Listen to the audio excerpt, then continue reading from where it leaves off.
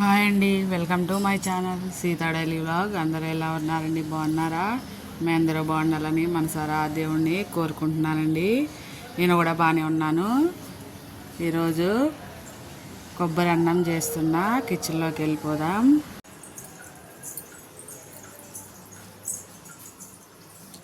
చూడండి, కొబ్బరి పైన అదంతా తీసేసి కడిగేసి పెట్టుకున్నాను. నేను ఈ ఒక్క కాయ తీసుకున్నానండి. ఎందుకంటే ఇంత పెద్ద గ్లాస్ వేసా కదా బియ్యం, అందుకనే ఈ కాయ ఒకటి వేసాను. దాన్ని శుభ్రంగా ఇలా పైనది అది తీసేసి బ్రౌన్ కలర్ది రెడీ చేసి పెట్టుకున్నాను. ఇప్పుడు దీన్ని మిక్సీ వేసుకొని కొబ్బరి పాలు తీసుకుందాం. అలాగే దానిలోకి అన్నంలోకి ఒక ఉల్లిపాయ, ఒక 5-6 పచ్చిమిరపకాయలు వేసుకున్నాను. ఒక గ్లాస్ బియ్యం ముందే నానబెట్టుకున్నాను. ఈ మామూలు బియ్యమేనండి, రోజు అన్నం వండుకునేవి. ఇప్పుడు కొబ్బరి పాలు తీస్తా.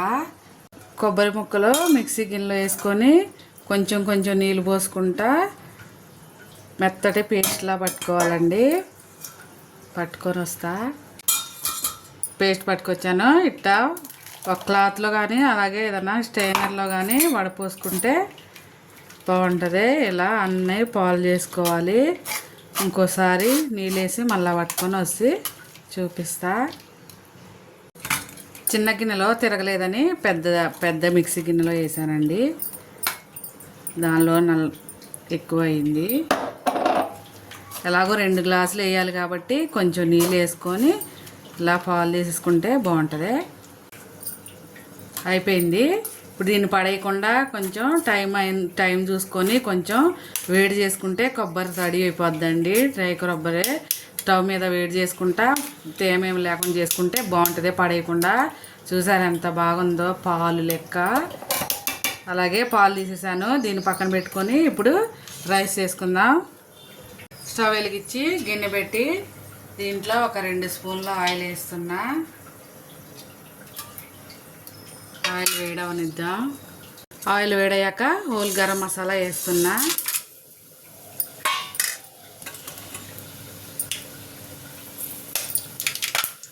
అది వేడయ్యాక ఉల్లిపాయను పచ్చిమిరకాయలు వేస్తాను.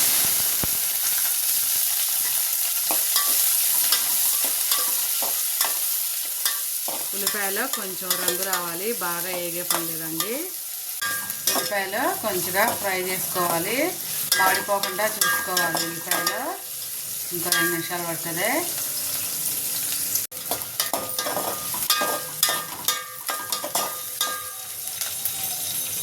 ఉల్లిపాయలు కొంచెం వేగాక ఇప్పుడు ఇందులో కొంచెం పుదీనా వేసుకున్నా. పుదీనా కూడా కొంచెం ఫ్రై అయ్యాక ఒక చిన్న 1/2 స్పూను అల్లం వెల్లుల్లి పేస్ట్ పచ్చివాసన పోయాక ఫ్రై చేసుకోవాలి. అల్లం వెల్లుల్లి పేస్ట్ వేగిపోయింది. ఇప్పుడు ఇందులో మనం నానబెట్టుకున్న బియ్యం వేసుకున్నాం. నిదానంగా అటు ఇటు కొంచెం కలుపుకోవాలి. 1 నిమిషం ఉంచితే బాగుంటుంది. ఇప్పుడు ఇందులో ఏ గ్లాస్తో బియ్యం తీసుకున్నామో ఆ గ్లాస్తో 2 కొబ్బరి పాలు వేస్తున్నా అండి.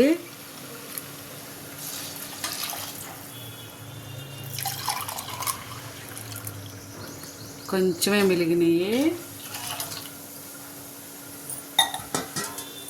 కలుపుకొని ఒక 5 నిమిషాలు హై ఫ్లేమ్లో ఉడికించి తర్వాత సిమ్లో పెట్టుకోవాలి. రుచికి సరిపడా ఉప్పు వేస్తున్నాను.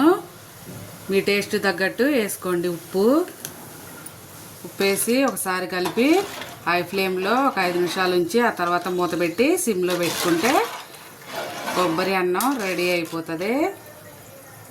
కొబ్బరి అన్నంలోకి కాంబినేషన్గా చికెన్ కర్రీ చేస్తున్నానండి. చికెన్ కర్రీ అందరికీ తెలుసు కదా, అందుకే చూపించలేదు. ఉల్లిపాయలు కోసి ఉల్లిపాయలు వేగాక అల్లం వెల్లుల్లి పేస్ట్ వేసి తర్వాత 2 పచ్చిమిరకాయలు వేసి చికెన్ వేసి ఉప్పు కారం వేసి నీళ్ళు పోసాను. ఇవి కొంచెం మిలిగినాయి కదా కొబ్బరి పాలు, ఇవి కూడా ఇందులో వేసేస్తున్నా. ఇప్పుడు అంతే, ఒక 5 నిమిషాలు ఉంటే చికెన్ కర్రీ కూడా రెడీ అయిపోతుంది. సరే, ఒక 5 నిమిషాలు ఇలా ఉంచి చూడండి, దగ్గరకు అయ్యాక మూత పెట్టుకొని మంట సిమ్లో పెట్టుకొని ఒక 10 నిమిషాలు అయితే అయిపోతుంది. రండి, నా చికెన్ చూపిస్తా. చూడండి ఎంత బాగా ఉడుకుతుందో. ఇది కూడా ఒక 5 నిమిషాలు ఉంటే అయిపోతుంది. చూద్దాం. ఇప్పుడు అయిపోయింది. ఇప్పుడు స్టవ్ ఆపేసి ఒక 5 నిమిషాలు ఉంచాక అప్పుడు ప్లేట్లో వేసుకోవాలి. చూద్దాం. ఇప్పుడు చూసారా ఎంత పొడి పొడిగా వచ్చిందో. స్టవ్ ఆపేసాక ఒక 5 నిమిషాలకు వేసుకుంటే బాగుంటుందండి, లేకపోతే గంజి గంజిగా ఉంటుంది. ఇప్పుడు ఎంత బాగుందో చూడండి. ఇప్పుడు ప్లేట్లో వేస్తా. ఫస్ట్ చికెన్ కర్రీ వేసుకున్నా. ఇవాళకి ఈ వీడియో ఇంతేనండి. ప్లీజ్ నా వీడియో కూడా చూడండి. ప్లీజ్ నన్ను సపోర్ట్ చేయండి.